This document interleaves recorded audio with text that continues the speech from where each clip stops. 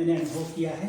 तो खासकर जब हम इतिहास को देखते हैं तो भारत के लोग तो दूसरी शताब्दी से ही पूरे विश्व में जाना शुरू हो गए थे, और खासकर जब हम तीसरी चौथी शताब्दी में आते हैं तो जो रोमा लोग हैं, जिसको रोमा कहा जाता है, रोमा लोग, वो तो पूरे विश्व में फैले थे। लेकिन उसके बाद आप देखते हैं कि हमारे दो कालखंड हैं, दो पीरियड हैं। एक तो वो हैं जो भारत के लोग जो है गिरमिटिया लेबर के रूप में, मजदूर के रूप में गए 1834 से, और उसके बाद वो हैं जो भारत की आज़ादी के बाद अमेरिका चले गए, यूरोप चले गए। तो इन दोनों लोगों ने पूरे विश्व में हिंदी को फैलाया, आप जानते हैं। तो शुरुआत तो जैसे मॉरिशस में सबसे पहले 1834 में गए, 1834 में गए, जहाज़ों से लगाए। उस समय तो जहाज़ से जाने में 3-3 सप्ताह, 3-3 महीने तक लग जाते थे, मैं इतिहास देख रहा था। तो 1834 में वो गए वहाँ पर, और उसके बाद आप थोड़े साल बाद वो फिजी में गए, उसके बाद गयाना में गए, सुरीनाम में गए, त्रिनिदाद में गए और दक्षिण अफ्रीका में गए। अब उनको तो एक तरह से लालच देकर ले गए थे कि आपको वहाँ पर बहुत अच्छी नौकरी मिलेगी, बहुत अच्छा रहने को मिलेगा, लेकिन वास्तव में वो गए थे उनको गुलाम मजदूर बनाकर रखा गया। उनको बहुत सारी यातनाएं दी जाती थी। कभी आप मॉरिशस जाएं तो वहाँ पर एक प्रवासी घाट बनाए कि किस तरह एक एक कमरे में 5-5, 6-6 लोगों को रखा जाता था। उनके साथ बहुत काम बहुत कड़क कर लिया जाता था, मारपीट की जाती थी। आपने बताया होगा वहाँ मॉरिशस के एक हिंदी के लेखक हैं अभिमन्यु अनंत, उनका एक उपन्यास है लाल पसीना। तो आप उसका टाइटल देखेंगे कि लाल पसीना क्या होता है। पसीना तो सफेद होता है, लेकिन उन लोगों को इतना मारपीट जाता था कि उनके शरीर से खून निकलता था। तो इसलिए उन्होंने उसका टाइटल रखा लाल पसीना, कि इनके शरीर से लाल पसीना निकलता था। तो इस तरह वो लोग मॉरिशस पहुंचे 1834 में। लेकिन धीरे धीरे जब वो मॉरिशस गए तो वो ज्यादातर लोग पढ़े लिखे नहीं थे, अनपढ़ लोग ज्यादा थे। उसमें देखा होगा आप, ज्यादातर लोग उत्तर प्रदेश से गए थे, बिहार से गए थे, और कुछ लोग दक्षिण से भी गए थे। तो उस समय वो गए थे तो उनके पास क्या था, वही था रामचरितमानस वगैरह, वो ग्रंथ पढ़ते थे, पढ़ना भी नहीं आता था। तो वहां गए तो उनमें से कुछ 2-4 लोग पढ़े लिखे थे, वो उनको पढ़कर सुनाया करते थे। इस तरह उनकी जो जिंदगी थी वो बहुत एक कठोर परिश्रम में, बहुत यातनाओं के साथ, बहुत कष्ट के साथ वो निकलती थी। लेकिन धीरे धीरे उनमें जागरूकता आई, और वो जागरूकता आई जब पहली बार गांधी जी जब लंदन से वहां से निकले थे दक्षिण अफ्रीका से जाने के लिए। तो ऐसा कहा जाता है कि उनका मॉरिशस में जहाज खराब हो गया, तो वो करीबन 10 दिन मॉरिशस रुके। तो मॉरिशस में इसके पहले वो साउथ अफ्रीका में तो भारतीयों के लिए काम करना उन्होंने शुरू कर दिया था 1900 से पहले जब वो गए। तो जब वहां गए, भारतीयों की दशा उन्होंने देखी, तो उन्होंने कहा इनको तो जागृत करना पड़ेगा। तो उन्होंने कहा कि भाई आप लोग 2 काम करो, एक तो शिक्षा ग्रहण करो और दूसरा पॉलिटिक्स से नया राजनीति में आओ। तब आप, क्योंकि वो बड़ी संख्या में थे वहां पर, भारतीयों की संख्या 3 लाख तक पहुंच गई थी वहां पर, और वो बड़ी संख्या में थे, लेकिन वो एक तरह से गुलामी की थी। तो वहां पर उन्होंने, गांधी जी ने उनको बहुत जागृत किया। फिर उन्होंने जब वो भारत आए तो उन्होंने एक व्यक्ति थे, उसका नाम था मणिलाल डॉक्टर, आप जानते होंगे। मणिलाल डॉक्टर को उन्होंने मॉरिशस भेजा कि आप जाइए, लोगों को इकट्ठा कीजिए, जागृत कीजिए। तब उन्होंने, मणिलाल डॉक्टर ने उन भारतवासियों के लिए बहुत काम किया। उन्होंने सबसे काम ये पहला कहा कि 1909 में वहां पर उन्होंने एक हिंदुस्तानी पत्रिका निकाली, हिंदुस्तानी समाचार पत्र निकाला। वो उन्होंने पहले अंग्रेजी और गुजराती में निकाला, लेकिन बाद में उन्होंने देखा कि बहुत सारे लोग तो हिंदी समझते हैं, तो उन्होंने उसमें हिंदी भी जोड़ दिया। तो बाद में गुजराती हट गया और वो पत्र पत्रिका निकलने लगा हिंदी। तो इस प्रकार, हाँ, बाद में। तो इस प्रकार उन्होंने वो जागृति शुरू की। दूसरा, वहां पर एक और समस्या थी, उन लोगों को वोट देने का अधिकार नहीं था। वोट वही लोग दे सकते थे जो अंग्रेजी और फ्रेंच जानते थे, क्योंकि वहां पर आप जानते हैं अंग्रेज का डोमिनेशन रहा, बाद में वो फ्रेंच कॉलोनी भी रही। तो उन्होंने ये किया कि भाई ये कानून पास कराया कि सारे लोग जो भी अपने हस्ताक्षर कर देंगे उनको वोट देने का अधिकार मिलेगा।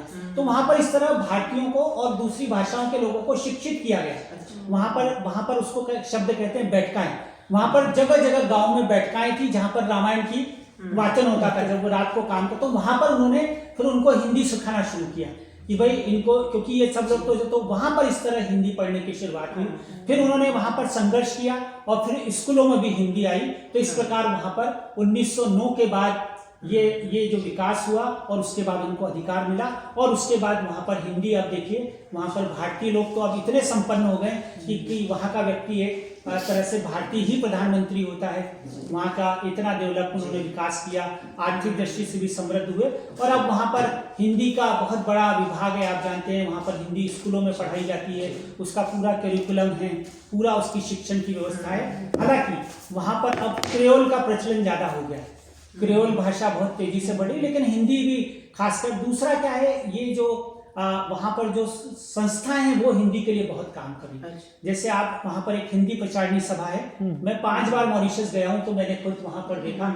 हिंदी प्रचारणी सभा जो है वो कम से कम 1000 विद्यार्थियों को हिंदी सिखाती है। जैसे आपके यहाँ लाल बहादुर शास्त्री विद्यालय है तो वहाँ पर हिंदी प्रचारणी सभा है, और उनका एक उन्होंने शीर्षक रखा है कि भाई अगर हमारी भाषा गई तो संस्कृति गई। वहाँ भारतीय मूल के लोग हैं ना, वो चाहते हैं हमारी अगर कल्चर क्या, हमारी संस्कृति को जीवित रखना है, तो वहाँ 1000 बच्चों को हिंदी सिखाई जाती है। वो लोग बच्चे दूसरे स्कूल में पढ़ते हैं, लेकिन सप्ताह में 2 या 3 दिन आकर विशेष रूप से हिंदी पढ़ते हैं। तो इस तरह वहाँ पर, इसके अलावा वहाँ पर एक हिंदी स्पीकिंग यूनियन है। तो इस तरह ये मॉरिशस में हिंदी आगे बढ़ती गई। लेकिन उसके बाद हम अगर दूसरे देशों को देखते हैं तो ऐसी दक्षिण अफ्रीका है। अब दक्षिण अफ्रीका में तो गांधी जी बहुत साल रहे, उन्होंने काम किया। तो उन्होंने भी क्या किया, उन्होंने 1903 में एक पेपर शुरू किया जिसका नाम है इंडियन ओपिनियन। 1903 में तो शुरू हुआ, वो एक नाजीर जी थे, वो संपादक थे उसके, लेकिन उसमें गांधी जी उसको सपोर्ट करते। 1904 में गांधी जी ने उसका संपादन शुरू किया। अब आप देखिए वहां पर भी गांधी जी ने क्या किया, अलग अलग भाषा के लोग थे, क्योंकि दक्षिण भारत में गए, वहां पर दक्षिण भारतीयों की संख्या ज्यादा थी, तो इसलिए उन्होंने जो इंडियन ओपिनियन निकाला उसमें 4 भाषाओं को रखा। उसमें हिंदी, उसमें तमिल, उसके बाद उसमें गुजराती और अंग्रेजी। अब आज से 120 साल पहले 4 भाषाओं में पेपर निकालना कितना बड़ा चैलेंज था। ये आप तमिल, तो उन्होंने इसलिए रखा कि भाई अगर मुझे लोगों तक अपना संदेश पहुंचाना है तो मेरे को हिंदी भी रखना है। वहाँ गुजराती भाषी भी बहुत थे, क्योंकि आप जानते हैं गांधी जी को तो एक गुजराती व्यापारी नहीं बुलाया था, व्यापार एक मुकदमे के सिलसिले में, तो उन्होंने तो तमिल भाषी भी थे तो तमिल भी रखा। इस प्रकार उन्होंने उस इंडियन ओपिनियन के माध्यम से जागृति हासिल की। एक शब्द है हिंदी में, आप जानते होंगे, सत्याग्रह। सत्याग्रह, अब ये सत्याग्रह शब्द कहाँ से आया, तो वो दक्षिण अफ्रीका से आया। वहां पर भारतीयों के विरुद्ध एक कानून पास किया गया था, काला कानून उसको कहते हैं। वो कानून पास किया तो गांधी जी ने कहा कि उसके लिए हमको आंदोलन चलाना पड़ेगा। तो उसके लिए अंग्रेजी में शब्द दिया पैसिव रेसिस्टेंस, अंग्रेजी में दिया कि हम एक पैसिव रेसिस्टेंस। तो गांधी ने कहा ये तो अंग्रेजी शब्द है, इसको कौन समझेगा। तो उन्होंने इंडियन ओपिनियन में एक एडवर्टाइजमेंट विज्ञापन दिया कि पैसिव रेसिस्टेंस के लिए हिंदी और गुजराती में कोई अच्छा शब्द दीजिए। तो लोगों ने एक शब्द दिया सद आग्रह, सद आग्रह, है ना। तो गांधी जी ने कहा नहीं, सदाग्रह नहीं, हम इसको सत्याग्रह रखेंगे। तो ये सत्याग्रह वहां से आया, दक्षिण अफ्रीका से आया, जो अब पूरे विश्व में सत्याग्रह चलता है। तो इस प्रकार गांधी जी ने इंडियन ओपिनियन के माध्यम से भारतीयों को जगाने के लिए कई लेख लिखे। बाद में उसमें से तमिल हट गई, क्योंकि तमिल वाले ज्यादा नहीं थे। बीच में हिंदी भी हट गई, लेकिन 1913 में इंडियन ओपिनियन में हिंदी और आ गई। तो इस प्रकार वहां पर पूरा, और आप जानते हैं गांधी जी तो जब वहां गए तो गांधी जी के साथ तो कितने वहां पर भी अत्याचार हुए, आपको 2-3 घटनाएं। लेकिन गांधी जी ने वहां पर, आप जब वो पहली बार गए थे तो उनको एक गुजराती व्यापारी ने एक मुकदमे के सिलसिले में बुलाया था, क्योंकि उन्होंने अंग्रेजी इंग्लैंड से बैरिस्टर की परीक्षा पास की थी और राजकोट में थे। तो गांधी जी को जब कोर्ट दिखाने ले गए तो गांधी जी पगड़ी पहने हुए थे और जूते पहने हुए थे। तो उनको ये कहा गया कि आपको कोर्ट में जाना है तो पगड़ी उतारना पड़ेगी। तो गांधी जी को जब कहा गया पगड़ी उतारने का तो उन्होंने पगड़ी नहीं उतारी और वो वापस आ गए। तो वहां का एक अखबार है दक्षिण अफ्रीका का, उसने इस पर बड़ा आर्टिकल छापा कि एक भारतीय था जिसने अपने सम्मान के लिए पगड़ी नहीं उतारी, वापस आ गया। तो वो जब आर्टिकल उस अखबार में छपा तो जितने प्रवासी भारतीय जो गिरमिटिया मजदूर, वो उन लोगों से मिलने आए और उस तरह से वो उनके नेता बन गए। तो ये ऐसे बहुत सारे उदाहरण हैं। जब गांधी, आपको जब मानता है कि वहां पर किस तरह 3rd ग्रेड का व्यवहार भारतीयों के साथ होता था, यहाँ तक कि उनके पास एक फर्स्ट क्लास का टिकट था ट्रेन में, लेकिन उनका नहीं, आप भारतीय लोग फर्स्ट क्लास में नहीं बैठ सकते। सेंट पीटर मार्टिसबर्ग में गया उस जगह, उस स्टेशन पर उनको ट्रेन में से फेंक दिया गया। तो इस प्रकार उनके मन में आया कि भाई हमें इनके साथ संघर्ष करना चाहिए। तो उन्होंने वहां पर भी भाषाओं का काम शुरू किया। उसके बाद एक व्यक्ति है, आपने उनका नाम है भवानी दयाल सन्यासी। भवानी दयाल सन्यासी वो व्यक्ति थे जिन्होंने इंडियन ओपिनियन में हिंदी वाला पक्ष वो देखे थे। हाँ, उसके बाद उन्होंने एक अखबार और निकाला, उसका नाम था धर्मवीर, हिंदी अंग्रेजी में छपता था। फिर एक और बहुत अच्छी पत्रिका निकाली उन्होंने, उसका नाम ही हिंदी था, वो हिंदी और इंग्लिश दोनों में छपती थी। तो इस प्रकार हम जिस प्रकार ये देखते हैं पत्रकारिता के विद्यार्थियों के लिए कि जिस प्रकार भारत की स्वतंत्रता के लिए भारत की पत्रकारों का योगदान है। ऐसा विदेश से भी जो है भारत की पत्रकारिता के लिए लोगों ने बहुत काम किया वहां पर। उनका मानना ये था कि हम लोगों को गुलाम समझा जाता है, इसलिए भी गुलाम समझा जाता है कि भारत खुद गुलाम है, तो हमारे लोगों के साथ भी दूसरे दर्जे का व्यवहार किया जा रहा है, ये तो गुलाम देश के लोग हैं। इसलिए उन्होंने ये कहा कि हमको भारत को भी आजाद कराने के लिए काम करना चाहिए, हमको अपनी आजादी के लिए तो काम करनी चाहिए अपने देश की, चाहे वो दक्षिण अफ्रीका हो, चाहे मॉरिशस हो, चाहे सुरीनाम हो, चाहे ट्रिनिडाद हो, चाहे गयाना हो। तो इस प्रकार उन्होंने काम किया। तो इस प्रकार इन देशों में समाचार पत्रों के माध्यम से, अन्य उसके माध्यम से हुआ। अब इसके पहले मैं थोड़ी सी बात उसी समय की अमेरिका की करना चाहता हूँ। आपको याद होगा तो अमेरिका में एक गदर पार्टी बनी थी, लाला हरदयाल नाम के व्यक्ति थे। लाला हरदयाल भारत से गए थे तो उन्होंने कहा कि हमको भारत की आज़ादी के लिए अमेरिका और दूसरे देशों में काम करना चाहिए। तो लाला हरदयाल ने एक बड़ी पार्टी बनाई, लेकिन उन्होंने कहा कि हम एक अखबार निकालेंगे, उसका नाम उन्होंने गदर रखा और उस अखबार के नाम से पार्टी का नाम भी गदर पार्टी हो गया। अगर आप हिस्ट्री उठाकर देखें तो उन्होंने भी क्या किया, उन्होंने गदर अखबार निकाला और वो गदर अखबार निकाला अमेरिका के सैन फ्रांसिस्को के पास एक जगह है, वहां से उन्होंने अपना पूरा एक बनाया और वो अखबार उन्होंने कई भाषाओं में निकाला। उसकी शुरुआत तो उर्दू से हुई, फिर वो पंजाबी में निकला, उसके बाद वो हिंदी में निकला, उसके बाद वो पश्तो में निकला और बांग्ला। शुरुआत उर्दू से हुई, उर्दू पंजाबी के अंक मिल जाते हैं, मैं खुद गया। तो उन्होंने वो गदर अखबार के नाम से चलकर कई देशों में भेजते थे कि आपको किस तरह भारत की आज़ादी के लिए काम करना है। उसके बाद वो लोग क्या करते थे, सैन फ्रांसिस्को के उस प्रेस से कई हिंदी की छोटी छोटी बुकलेट निकालते थे, उसको कहते थे गदरी रिसाला। तो उसमें एक तो देशभक्ति की कविताएं होती थी कि एक हाथ में हो कलम, दूसरे में तलवार, इस तरह हम, और उसके बाद उसमें विवरण छपते थे। जैसे एक गदरी रिसाला है तो देशभक्ति के गीत है, दूसरा गदरी रिसाला है तो उसमें अंग्रेजों के लूट की कहानी, भारत की जवानी की, अंग्रेज भारत को किस तरह लूट रहे हैं, उसका पूरा वो विवरण छापते थे और उसको फिर भेजते थे। तो इस तरह, और वो हिंदी में भी करते थे। तो इस प्रकार 1917 में भी हिंदी वहां पर काम में लाई जाती थी और उसका प्रचार प्रसार होता था। मैं अपने काम के लिए ब्रिटिश लाइब्रेरी में एक सप्ताह बैठा था, लंदन की ब्रिटिश लाइब्रेरी में। तो वहां पर मुझे कई पुराने अखबार मिले।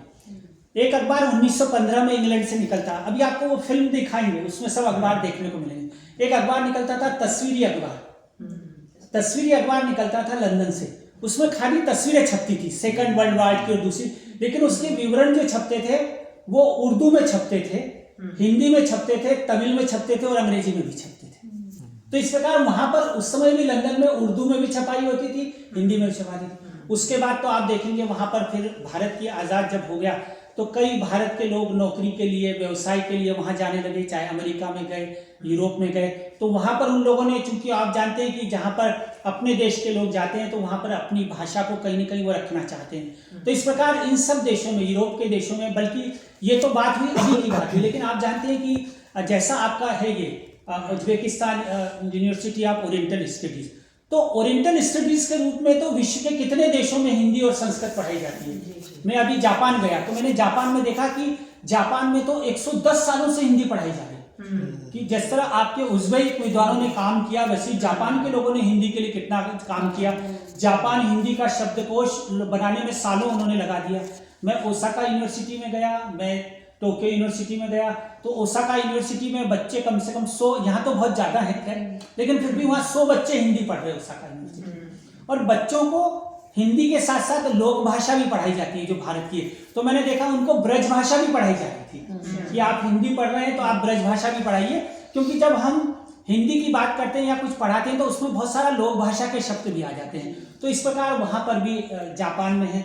अभी आप देखेंगे तो अगर मैं अमेरिका की बात करूं तो सबसे ज़्यादा तो वहाँ पर मेरे पास सूची है। मैं रविन्द्रनाथ टैगोर यूनिवर्सिटी में काम करता हूँ, वहाँ पर हमारा इंडियन डायस्पोरा डिपार्टमेंट है, प्रवासी भारतीय शोध केंद्र, उसमें मैं एडवाइजर हूँ, सलाहकार हूँ। तो वहाँ पर हम पूरे विश्व में जो हिंदी पढ़ाई जाती है उसकी जानकारी इकट्ठी कर रहे हैं। अभी हमने करीबन 40 देशों से आगे, 40 देशों में कितने विश्वविद्यालयों में पढ़ाई जाती है। हमने उज्बेकिस्तान का भी मंगाया कि उज्बेकिस्तान में, तो उस तरह अभी देखा तो अमेरिका में तो 64 विश्वविद्यालयों में हिंदी पढ़ाई जाती है, और अगर उसमें कॉलेजेस को जोड़ रहे हैं तो उसकी संख्या 100 से ज्यादा है। हालांकि वहां पर आपके यहाँ ये बहुत अच्छा लगा मुझे आज लाल बहादुर शास्त्री में कि आपके यहाँ 5वीं क्लास से बच्चों को हिंदी पढ़ाई जा रही है। तो उनका एक बेस बन जाता है। तो आपको यूनिवर्सिटी में एक अच्छे, लेकिन कई देशों में सबसे बड़ी समस्या ये है कि वहाँ पर पढ़ाई यूनिवर्सिटी लेवल से शुरू होती है, तो वहाँ पर वो आई उनको पढ़ाते हैं तो उनका इतना डेवलपमेंट नहीं हो जाता है जितना उज्बेकिस्तान में हो जाता है। ये यहाँ पर सबसे बड़ी बात है कि लाल बहादुर, क्योंकि आप भी पढ़ी वहाँ पर। हाँ, तो इस प्रकार ये सबसे प्लस पॉइंट है कि स्कूल में। ऐसी ही एक बात मैं करना चाहता हूँ फिजी की। अब मैं थोड़ा सा बीच में फिजी, अब आप जानते हैं कि 1834 में मॉरिशस गए, ऐसे ही 1863-64 में वहां पर फिजी गए मजदूर के रूप में। अब फिजी में भी यही हुआ उनके साथ कि वो पढ़े लिखे नहीं थे, तो वहां पर भी उन्होंने बैठकाएं शुरू की, वही रामायण पढ़ना, और उसके बाद फिजी में जो है उनको हिंदी पढ़ाने के लिए। और अभी तो फिजी एकमात्र मुल्क है, एकमात्र राष्ट्र है जहाँ की ऑफिशियल लैंग्वेज हिंदी भी है। विश्व में और कोई देश नहीं है जहाँ के संविधान में हिंदी को राजभाषा की मान्यता है, मॉरिशस में भी, तो वहां पर उसको मान्यता दी। और वहां पर भी जो क्रांति शुरू हुई वो हिंदी पेपर से हुई।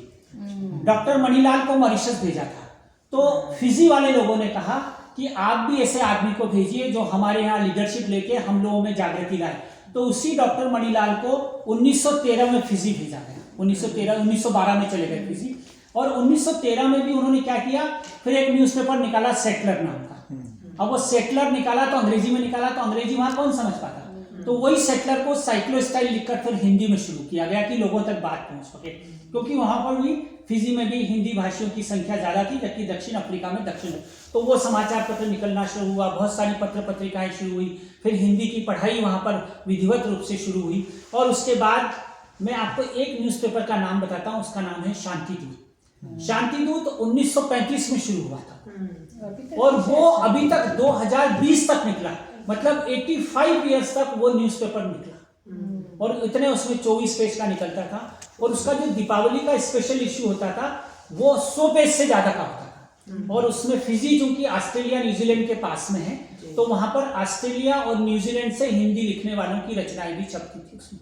इतना वो पेपर 85 ईयर्स 85 साल तक वो हिंदी पेपर निकलता रहा। तो ये बहुत बड़ी बात है कि वहां से निकले। इसी प्रकार अब ये जो हिंदी गई तो वहां पर हिंदी के अलग अलग रूप बन गए। जैसे आपने देखा होगा, अगर आप फिजी देखेंगे तो वहां पर उसको अब हिंदी को फिजी बात के नाम से जानते हैं। फिजी बात, वहां पर उस हिंदी में भोजपुरी और वहां के शब्द मिक्स हो गए। इसी प्रकार आप अगर सुरीनाम की बात करो तो सुरीनाम में वो सरनामी हिंदी हो गई। वहां पर त्रिनाद में त्रिनाद की हिंदी है, लेकिन अभी वहां परेशानी ये हो गई है, मुझे वो अच्छा नहीं लगता है कि वहां वो रोमन लिपि में हिंदी। अच्छा। हाँ, अब जैसे अभी क्या है, जो सरनामी हिंदी के लिए भी उन्होंने संघर्ष किया। और जैसे हम लोग 14 सितंबर को हिंदी दिवस मनाते हैं, तो उन लोगों को 1970 के बाद वहां पर हिंदी को सरकार ने मंजूर किया, तो उन्होंने उसको कहा कि हम रोमन लिपि में हिंदी सीखेंगे, तो वो रोमन लिपि में लिखी जाती है।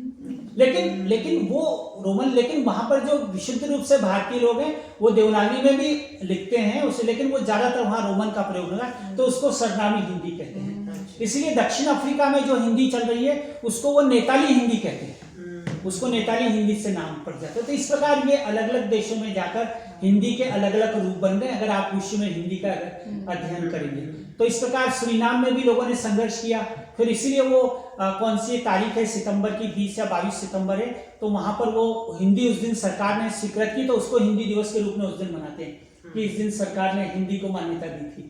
मेरे पास उसका नोटिफिकेशन भी है, किस तरह सरकार ने वो सरनामी। हालांकि आप जानते हैं सुरीनाम में सबसे ज्यादा डच भाषा ही चलती है, क्योंकि सुरीनाम से बहुत सारे लोग, जब समस्या हुई थी भारतीयों को, तो नीदरलैंड चले गए थे, तो नीदरलैंड में भी सरनामी हिंदी चलती है।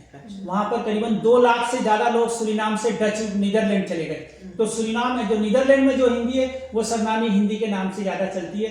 वो एक तरह से सरनामी दर्पण एक पत्रिका भी निकालते हैं, तो उसमें वो सरनामी में भी छापते हैं, रोमन में भी छापते हैं विवरण, और देवनागरी में भी छापते हैं। मेरे पास वो पत्रिका भी है। तो इस प्रकार ये जो है अलग अलग देशों में हिंदी का। उसके बाद यदि आप यूरोप को देखें तो लंदन में तो हिंदी, लेकिन उसके बाद आप देखेंगे तो वहां पर भी लोगों ने, जब भारतीय लोग गए तो सबसे पहले हाथ से पत्रिका निकालना शुरू हुई। तो एक प्रवासिनी पत्रिका निकलती थी, वो हाथ से लिखकर निकालते।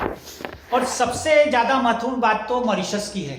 आप देखेंगे मॉरिशस में 1909 से पत्रिका निकली, लेकिन 1935 में एक पत्रिका निकलती थी दुर्गा, उसको 64 पेज 64 पेजेस हाथ से लिखकर निकालते थे। हाथ से पेज निकाल, मेरे पास उसके सारे अंक हैं, तो विदेश मंत्रालय छापते तो हाथ से निकालते थे, एक आदमी उसको लिखता था पूरा, लोग उसमें हाथ से लिख के आर्टिकल भेजते थे, और वो 64 पेज की पत्रिका तैयार होने के बाद फिर एक एक आदमी के पास पढ़ने जाती थी। हर एक आदमी के नियम थे कि 2 दिन से ज्यादा नहीं रख सकता, और उसके बाद वो आकर फिर आती थी। तो ऐसे 3 साल निकली मतलब उन्होंने, और उसमें वो लिखते थे कि आप हिंदी पढ़ो, हिंदी में लिखो, भारतीय संस्कृति को अपनाओ, इस तरह वो इतना का, और उसमें हिंदी के बारे में जागृत करते थे, बहुत हाथ से लिख कर निकलते थे। और उसमें यह भी लिखा जाता था कि जैसे आजकल तो हम लोग आर्टिकल लिखने के लिए ऑनरेरियम देते हैं ना, तो उसमें लिखा रहता था कि आपको लिखने के लिए स्याही और कलम नहीं दिया जाएगा, आपको अपनी स्याही और कलम से लिखना पड़ेगा। और उसमें ये लिखा था, एक शब्द का प्रयोग करते थे कि इसमें घासलेटी साहित्य नहीं छपेगा, मतलब इसमें उच्च दर्जे की रचनाएं छपेगी, कविता छपेगी, लेख छपेगी, और ये आपकी तो इस तरह। और उसमें कार्टून भी हाथ से बनाते थे, उसमें चित्र बनाते थे, उस तरह अपने लोगों को जागृत, तो वो काम इस तरह भी हुआ हिंदी को आगे बढ़ाने का। उन्होंने 3 साल तक निकाली वो पत्रिका। तो इस प्रकार ये मतलब पूरे विश्व में, अब आप यूरोप को देखें तो आपने देखा होगा, चाहे आप जर्मनी को लें तो जर्मनी में तो संस्कृत की पढ़ाई कब से हो रही है, वहाँ पर हिंदी का अलग अलग विभाग है। यूरोप के कितने देश हैं, आप अगर चले जाएं तो इस तरह वहाँ हुआ। और उसके बाद साथ अब खासकर अब आप देखेंगे कि टेक्नोलॉजी बहुत आ गई, लैंग्वेज टेक्नोलॉजी।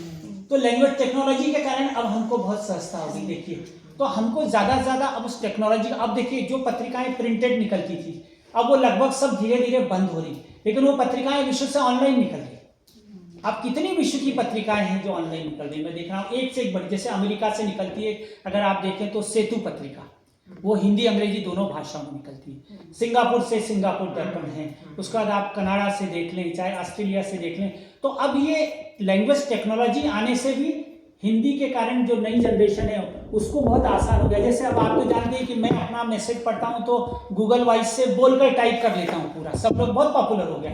हालांकि उसमें आपको उच्चारण सही रखना है तो उसमें सही आएगा। तो इस प्रकार ये जो हिंदी का संसार है, वो चाहे आप ऑस्ट्रेलिया, अब जैसे मैं बात करता हूँ, मैं न्यूजीलैंड भी गया, मैंने फिजी के पास में था। अब न्यूजीलैंड में कितने लोग काम करें, जैसे एक हमारे वहाँ पर रोहित कुमार हेत्री हैं, अब वो आए थे फिजी में। अब वो एक पत्रिका निकालते हैं भारत दर्शन, तो वो पहली पत्रिका है 1996 में जो इंटरनेट पर आई थी, न्यूजीलैंड से, भारत से नहीं आई है। अब वो भारत दर्शन पत्रिका आप सर्च करेंगे तो कभी देखेगा, इतनी बढ़िया जानकारी उनको हिंदी में निकालते हैं। उसके बाद वहाँ भी वेलिंगटन स्कूल, एक जैसे आपके यहाँ एक हिंदी स्कूल है, ऐसी न्यूजीलैंड की राजधानी है वेलिंगटन, उसमें सुनीता कुमार है, वो हिंदी स्कूल चलाती है।